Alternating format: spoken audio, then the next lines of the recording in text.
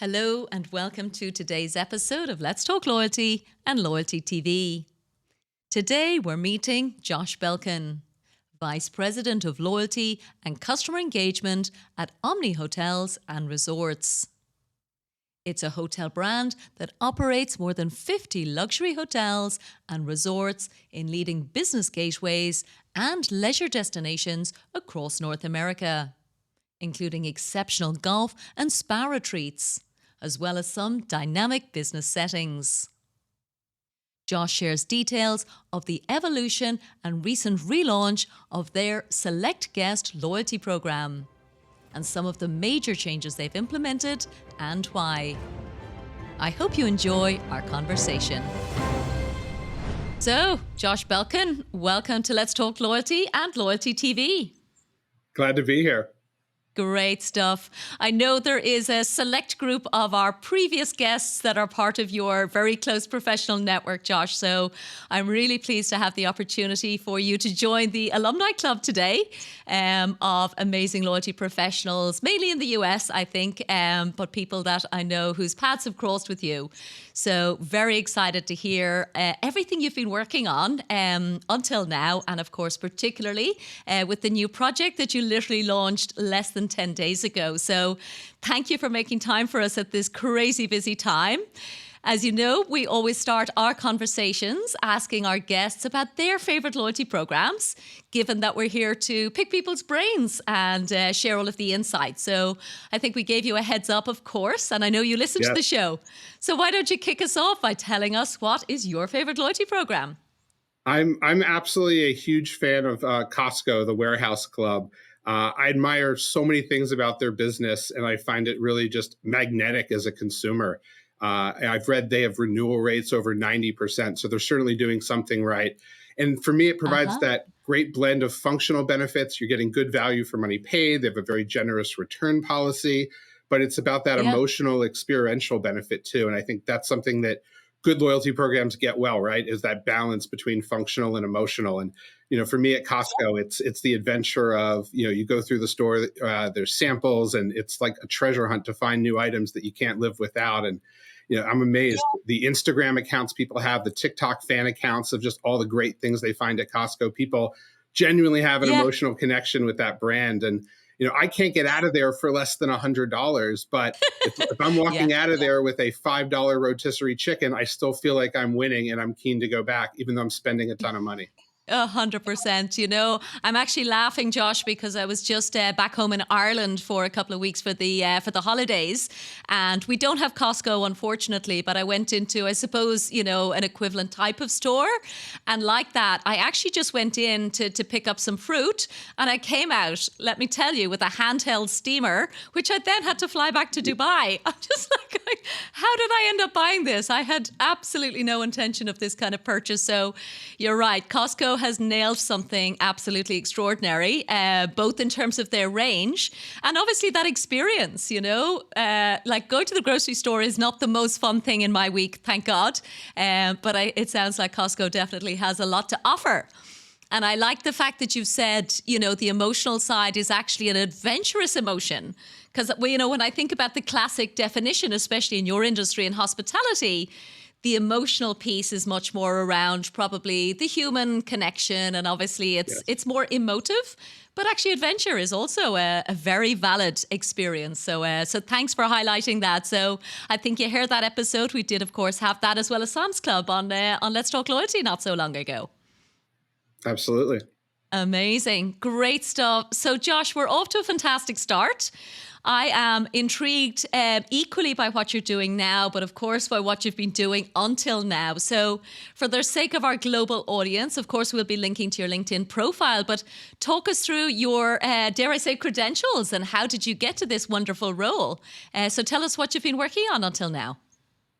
Absolutely. So I guess loyalty and I go way back. I always liked numbers as a kid, and I loved travel as a kid growing up. And I've always been fascinated by consumer psychology. So becoming, I guess, a points and loyalty geek is just the logical next step when those are your areas of passion. I've always loved the thrill of maximizing what you can get out of a loyalty program and finding those outsized value or outsized redemptions. And I've long been, probably like many of your listeners, the go-to resource for your friends and family on how do I redeem this? How do I make the most of that? So it's always been a fun topic for me. And I remember as a teenager getting on a cross-country flight here in the US and getting upgraded because of the loyalty program and being like, wow, this is really cool. And it took me a few years later to realize you could turn that actually into a career, which I did. So I started my career in finance. And then went on to do an MBA, and then from there worked in Big Three strategy consulting. And when I was in strategy consulting, you're always on the road. You're traveling with your team, and in your 20s, you lived for all the points that went along with that. So we had dinner as a team multiple nights a week, and when we had these team dinners, we had a tradition that whoever the most junior person was at the table had first right of refusal to pay the dinner bill so they could get the credit card points. Oh, I And love that. it was always a Yeah. thing because everyone was just excited about that and building their balances to fuel for your leisure travel later, being able to go explore and travel. So during that time, I really saw firsthand how loyalty programs shaped behavior and decision making, both overall as well as those marginal decisions that can be impacted as well. Yeah, yeah. I think it's the first time anybody's talked about the collective, almost initiation of a junior member of team into the true power of being a collector. Because at the end of the day, chasing status takes time, of course, but there's an immediate win. And incredibly generous of you guys to notice that and create that opportunity for somebody who hasn't got that, like that feeling that I remember the first time I got, Josh. I could tell you have it as well, but it's just like I feel like a bit of a junkie. It's just like going, oh my God, these points are so cool. It's like free stuff. It's very addictive. So it is very addictive. Wonderful. So Big Three Consulting, very exciting. I think I saw Harvard Business School for the MBA. Am I right? I did. I was very fortunate to go there. Had a great couple years of experience, and Wow. it really has helped open doors to do a lot of great things in my I'm career. sure. Okay, okay. And then after the finance work, where did you work? I know it was a big one. So tell us about So what you've been doing for the past decade. yeah, so after consulting, I spent about 10 years at Expedia Group, the big online travel agency, holding a variety of different marketing roles. Some of the roles I held there included brand marketing for the Hotels.com brand. And one of the big ahas and learnings for me there was, the importance of building an emotional connection to balance really a highly transactional nature of that category of online travel. And then a lot of those learnings around, finding that right balance between short-term and long-term and emotional and transactional had a lot of relevance in translating into loyalty. So I later went on to also run the Hotels.com rewards program, and then later the Expedia rewards program, and really carrying forward a lot of those principles of balancing the transactional nature with the emotional tie-in and connection. And then before I left Expedia, I worked on their new consolidated loyalty program, which recently launched as well, and setting that up for cross-brand earn and burn. But then nine months ago, I joined Omni Hotels and Resorts in Dallas, Texas, and really saw it as an interesting opportunity to go make changes in that brand and with their loyalty program, because it's such a cool canvas they have given the nature of that portfolio of properties. Wonderful. Yeah. And I like that word that you used of canvas, to have that opportunity. And I guess, you said last time we spoke, for example, that there really is a genuine belief in the role that you're in now, in the power of loyalty and what it can do for the Omni Hotels and Resorts brand. So for those who don't know it, Josh, I know it's a beautiful luxury group, but perhaps you'd give a more detailed understanding for people who are not familiar with Omni. Absolutely. So Omni Hotels and Resorts is a privately held, family-owned company based in Dallas, Texas. We have 50 full-service hotels and resorts across North America. And I'd say they're all unique in interesting ways. They're all spaces and places that really make you feel like you're in that destination. And they have our warm, genuine hospitality from our associates there, and really provides a nice experience. We have a variety of different types of properties. We have convention hotels. We're really big into group meetings. As part of our business, we have historic city center hotels, we have suburban hotels, and then we have a great collection of resorts, including America's oldest resort, the Omni Homestead, which is in the mountains in Virginia. It's from the 1700s. Wow. It goes back. Wow. But then we have Okay. one of America's newest resorts, which is the one behind me, PGA Frisco Okay. outside Dallas, which is a massive new modern home of golf. So we run the gamut, and they're all great properties. Okay. Wow. Well, certainly, I do love a historic property, particularly, and I'm not a golfer, so I know which of your hotels I'm going to immediately start aspiring to come and stay in. So thanks for giving that introduction, I suppose, to the overall, I suppose, positioning of Omni Hotels. I think we said to you we do have a huge audience in the US, but also in the UK and Australia, Asia, and everywhere around the world. So brilliant to be able to help you build that global brand recognition. And I'd love to get a sense, I suppose the next obvious question is the role of loyalty Absolutely. for the hotels and resorts as well. So would you take us back? I think you said you're there now just coming up on maybe 10 months, but what's the history of loyalty for the hotels and resorts? Absolutely. So the Omni Select Guest loyalty program started back in 1989, and it hasn't really had a material update for about 10 years. So there was a desire in our business as the portfolio of properties had changed. We've done new builds, more focus into resorts. The mix of between business travel and leisure travel has changed to have a loyalty program that really keeps up with the changing customer and also the changing business on our side. One thing that's Mm, really unique about Omni is we are a vertically integrated hotel company. We are the owner, we are the brand, we are the operator. It's our people in the hotels running them, delivering the experience, and our culture and people truly are a yeah, differentiator as a result. So that yeah, opens up enormous opportunities for loyalty. We don't need to go convince 7,000 franchisees to go make a change. It's our yeah, people, it's our operation. So we can move very yeah. quickly. And that's exactly what we did in this case. Okay. So why did it need to change? I mean, sometimes consistency, simplicity, but of course the industry is evolving dramatically. But I'd love to just understand the value proposition, I guess, until the end of 2023, and then what's happening now in 2024. Absolutely. So our program up until the end of 2023 was purely frequency based. The way you earned status and the way you earned rewards was purely based on how many nights you stayed, period. And for a brand like Mm, ours, where we have resorts where you can go spend a week there and do a ton of things outside of your room, golf, spa, dining, and we're in all of those businesses, our loyalty program was silent to that. So you could go be a okay. business traveler and spend 2 nights a week in Houston. You could go be a leisure Mm, traveler and spend 2 nights on a weekend at one of our resorts. Very different spend profiles, very different mm, user behavior and repeat patterns, but we treated them exactly the same in the old program. So we wanted to mm, essentially reward our guests based on their spend as a way to also mm-hmm, encourage and celebrate doing more in our hotels. We know our loyalty customers stay more, they pay more, they're buying upgraded rooms, they're spending outside the room, they're happier, mm, they cost less to mm, serve because they come direct to us. Who doesn't want more of those mm. customers in their business, right? But we Yeah. weren't having a program that was structured to really truly incent that behavior and recognize it. Mm, So we really wanted to make a shift from a pure frequency based model to something that was more value or spend based that we thought was fair, mm. transparent to the customer, but also really Yeah. allows us to even better recognize those top customers of ours. Amazing. And was that feedback or an understanding before you came in, Josh? I mean, I'm thinking about obviously that they brought you in a heavy hitter, somebody with extraordinary expertise. Did they know what wasn't working, or did they just know it needed to be better? I'd love to understand as you came in to that kind of blank canvas, as you've said, and have delivered on this vastly different proposition for your customers. But was that something that the awareness was there, or did you have to go out and kind of really figure that out when you started?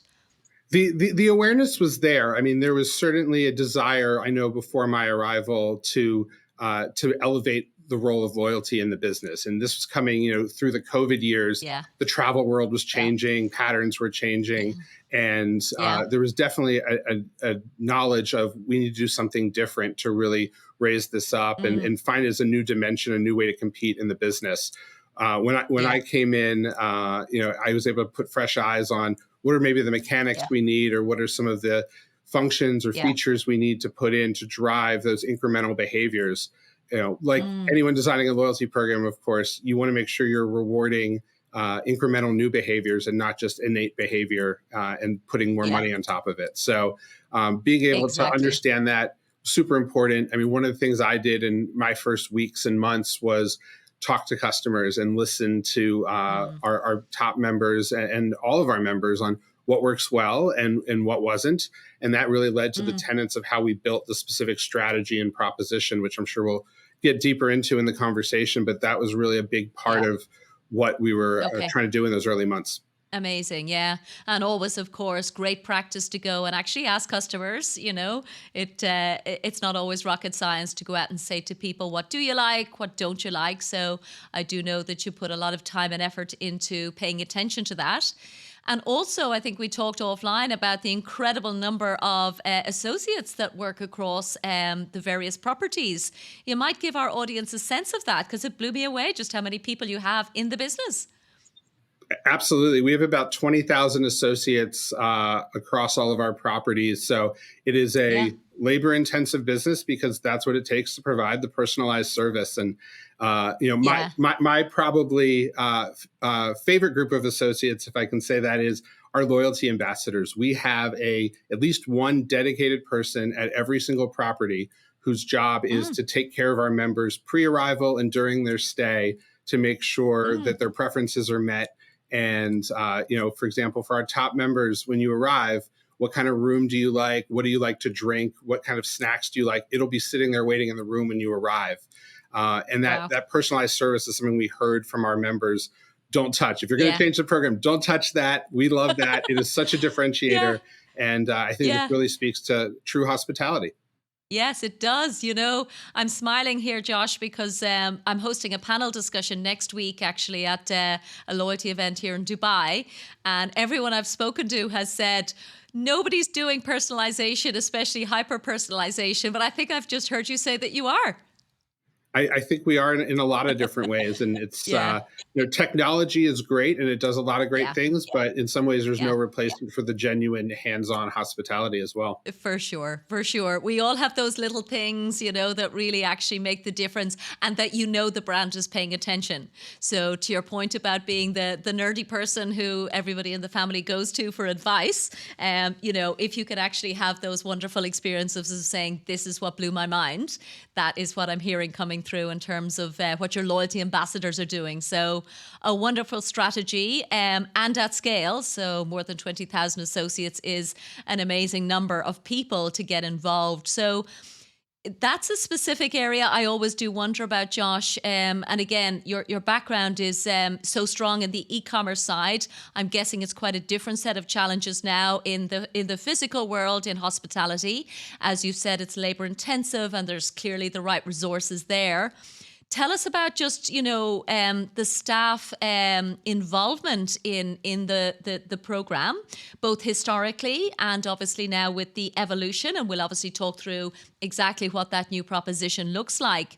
But I'm very curious. We just had some great conversations today about the role of employees in general, and how to keep them trained. So I'd love to know, I suppose, both up till now and going forward with this relaunch. How do you manage to really keep that number of people inspired, engaged, and educated about what you're doing on the loyalty side? Absolutely. So yeah, I have a small but mighty loyalty team here at our corporate office, and the teams worked on with me the strategy and the economics of the new program. But we have one person on the team whose sole job is to go hotel to hotel training our loyalty Okay. ambassadors to make sure that last mile delivery of the program is consistent, and we're getting everything we want out of the program, and that our members are enjoying all the Yeah. benefits they expect. So in my mind, you can have a Yeah. great loyalty proposition, but if you can't consistently deliver it, something that's a Yeah. positive could become a detractor for a guest who's expecting something. They shouldn't have to ask for benefits that have been promised to Yeah. them or marketed to them. So, Yeah. and then loyalty ultimately is, and I know I'm preaching to the choir here with this audience, it's the ultimate team sport, right? It cuts across the entire organization. So doing Yeah. this Yeah. transformation over the last 9 months, really getting it going, Yeah. IT, finance, marketing, Mm-hmm. our HR teams. I mean, it touches every corner of the organization. And Yeah. it really brought everybody together. What was so cool was we didn't have to convince anybody this is the right thing to go do, or we need to change the loyalty program. Everyone's on board on the power of loyalty. It really became about Okay. how do we leverage our systems, tools, processes, and people to make this big change. Amazing. So tell us about the change. You've given us the historic value proposition in terms of the frequency. As you said, that wasn't cutting it anymore, and not too surprising. So what have you launched now? What's the big news? Absolutely. So the new Select Guest loyalty program, the headline I would say is you get rewarded for your whole stay. So we recognize and reward members for everything they're doing on property. So of course you're getting recognized and rewarded for your room as you always have, but also Mm, spa, golf, ski, horseback riding, pool, cabana rentals, you name it. This is all mm, additive on top of the prior program. We call it mm, rewards beyond the room. And we think that's a differentiator and something that we can do because we're mm, in all those businesses. We own and operate our hotels. So we want to mm. encourage people to use all the outlets, take advantage of the full experience we have on property. So that was one big Okay. thematic change. A second big Mm, change was we made it easier and faster to unlock higher status levels. So we moved again from that frequency base to a spend base. mm. It was more achievable, more realistic. It's possible Yeah. for a first time guest in our new program to earn our top level status after their first checkout. So Wow. our top level status is achieved, icon level status you can achieve after $8,000 of spend at Omni. And we have people who Wow. come to our resorts and maybe they bring their Mm, extended family, they stay for a long weekend. mm, People will mm. check out with folios of that size. And we want to be able to say Yeah. to them now, congratulations, you're instantly going to be an icon in our program. And when they come back, we're rolling out the red carpet, especially because they're in the top tier of our program. In the old Yeah. program, someone who had that same first stay would still need to wait Mm. until they've stayed 30 nights to reach that top level. And Oh, wow. for a leisure Yeah. oriented, full service brand like ours with 50 dots on the map, 30 Yeah. nights is in some ways a bit of a heroic task for a lot of people. So we Yeah. wanted to make it much more relatable and achievable so people engage with our program and feel much more of a carrot to come back and come back Yeah. soon. Yeah, I love it. I'd love to pick up on both of them, Josh, if you don't mind. My question about rewards beyond the room is whether that is an internal positioning statement or an external member facing communication, because it's super clear, but not something I would necessarily have expected to be visible, but it sounds like it is. It's both. We've talked about it certainly internally, and when we announced the Yeah, program is live to our members recently, that was the headline at the top of the yeah, email: "Rewards beyond the all room." right. And we feel like it really Got it. resonates because we think it's Yeah. very descriptive of what we're doing and creates that emotional connection with some of the imagery we Mm, stick alongside of it. So. There's a picture of a golfer hitting a tee shot with the mountains in the background, and it says "Rewards beyond the hmm. room." And that golfer, is earning rewards and earning towards status in our program while they're playing Yeah. golf. Amazing. Yeah.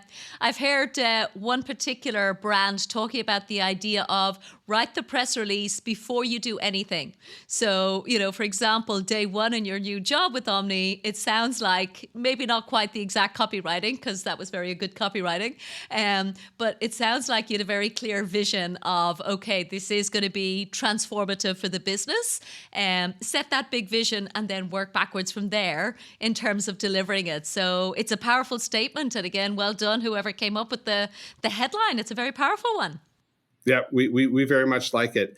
The other thing I would Yeah. say about the program is a chance to add new benefits, certainly, and we've just begun to start doing that. So even in early Okay. days, one of the things we've heard a lot of buzz about from our members is the ability to gift status to somebody else. So that was a new Ooh. feature for us. So our icon level Yeah. members can go gift champion level status, our second tier.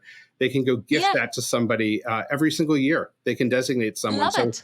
we see it as Yeah. a way for people to share our best customers to share that experience with others. And we've got Yeah. so many requests just in these early days on being able to do that because people have Yeah. that emotional connection to our brand, particularly our best, most frequent Mm. guests. And I think to Yeah. me, that's the true loyalty that we're all looking for in any of Yeah. our programs, right? Is someone who's not only aware of you and Yeah. loyal to you, but an advocate for you truly. Yes. Yes, absolutely. And I like your tier name actually, just from again, a pure word. I'm obviously a word nerd as well. But icon, in terms of the impact of a, of really recognizing an extraordinary spend, as you said, a folio, to use your industry terminology. And one funny example that comes to mind, and it clearly wasn't an Omni property because it was in the Seychelles, but I did try and book into a hotel once, and they told me I couldn't book because a family had booked the whole property for 6 months. It was a Wow. COVID type exile.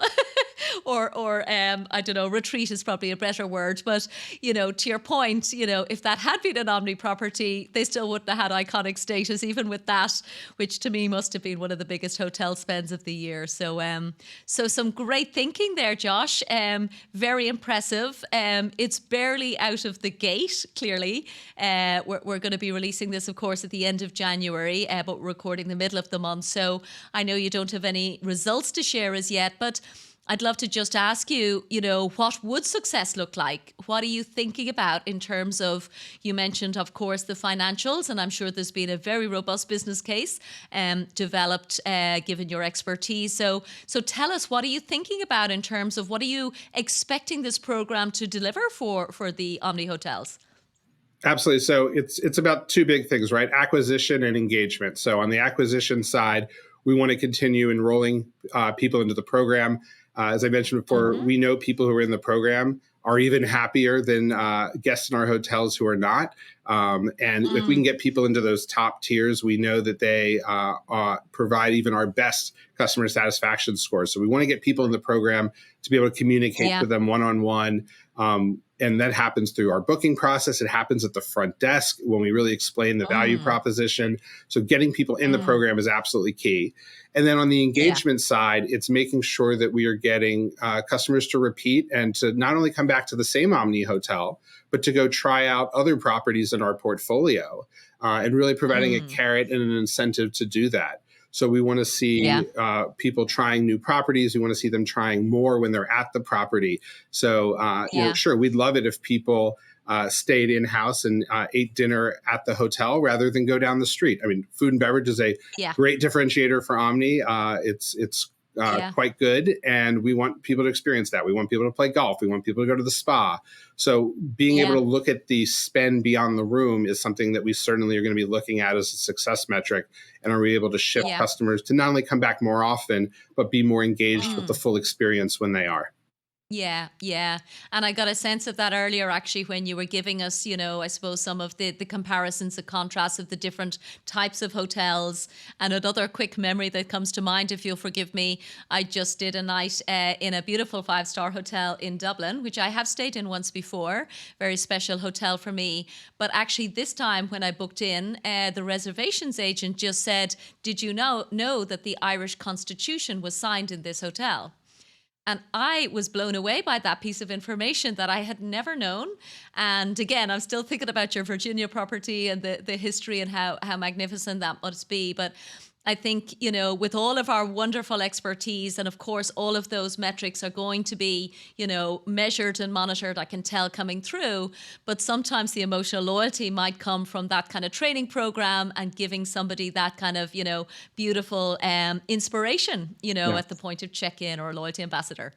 I'll give you a fun Omni example with that. So Omni Yeah, Boston, please. in Boston, the Omni Parker House, an old historic hotel, has a lot of history to it. Our loyalty ambassador there knows from their training that the restaurant there is the table where John F. Kennedy got engaged to Jackie. And there was a Wow. couple that she had arriving recently, and Yeah. he said, I want to propose to my girlfriend. Any ideas? And Oh, she said, I'm going to get you the table where JFK proposed to Jackie oh my many God. years ago. And she set it Yes. up. The loyalty ambassador set it all up and made the perfect scene Yeah. for the proposal and made that connection. Wow. And it just comes to knowing the history and being able to build that personal connection. And surely that couple will remember Totally. that forever.